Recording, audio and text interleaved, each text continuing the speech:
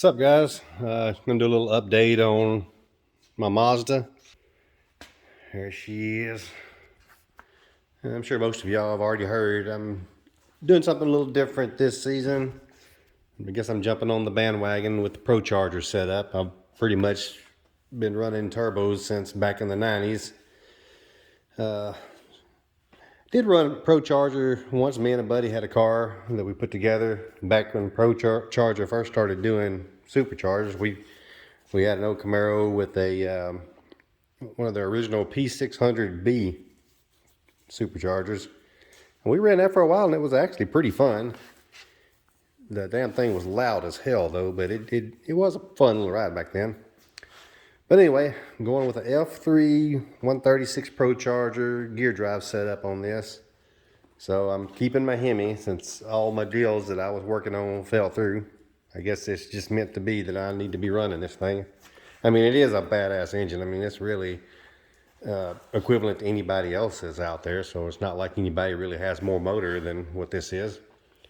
So I'm gonna roll with it. It's gonna work good with the Procharger. I'm not gonna like try to set the world on fire or anything. So I would like for parts and the Procharger stuff to live a pretty good while. Tired of tearing stuff up. But I think this would be a good setup.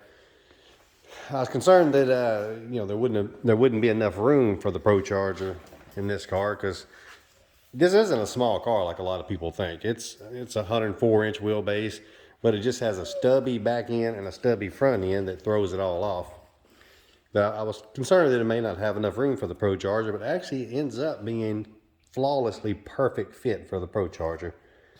The measurements that I was given to the very outside of the volute from the block is going to actually put the Procharger inlet pretty much dead center of this and pretty much flush with the outside.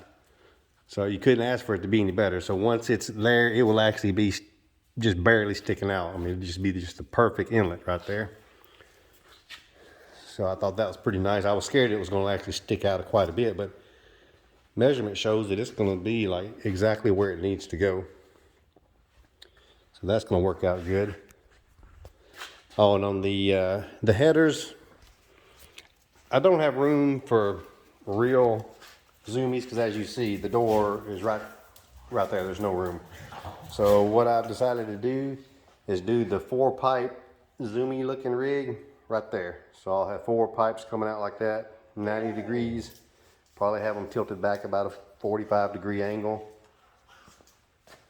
And it'll work real good. The headers will be easy to build. The clearance and stuff is all good.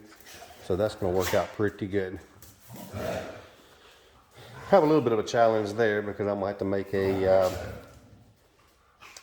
a little pipe assembly to go down to 1 pipe from the 2 throttle bodies. That's going to probably be a little bit of a pain.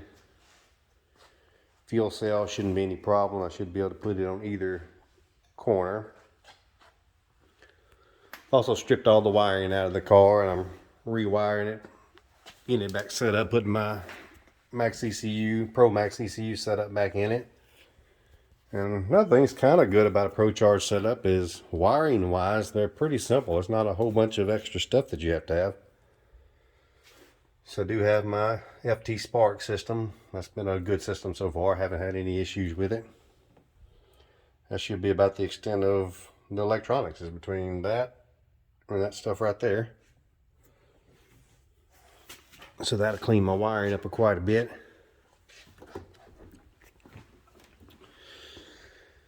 Now I think this setup is going to be a pretty easy setup to get going in this car. At least I think so anyway. Oh, and for my dash setup, I've got one of my PowerTune digital dashes. That'll be nice. I'll have it mounted somewhere off the steering column there.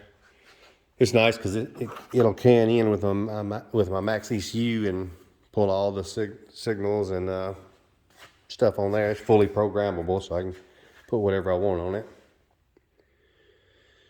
But other than that, that's kind of where I'm at right now. Just getting everything kind of getting an idea of everything to get set up. Not much I'm gonna have to change really. The biggest part of the fabrication is just having to build another set of damn headers. And we've only built 200 sets of headers. I always hate the process, but they always seem to turn out pretty decent. But I'm excited that the Procharger is going to fit in there perfect. It's just going to be right there, right in the smiley face. So, till next time. Next time I give y'all a video, it'll be a little bit more stuff to look at.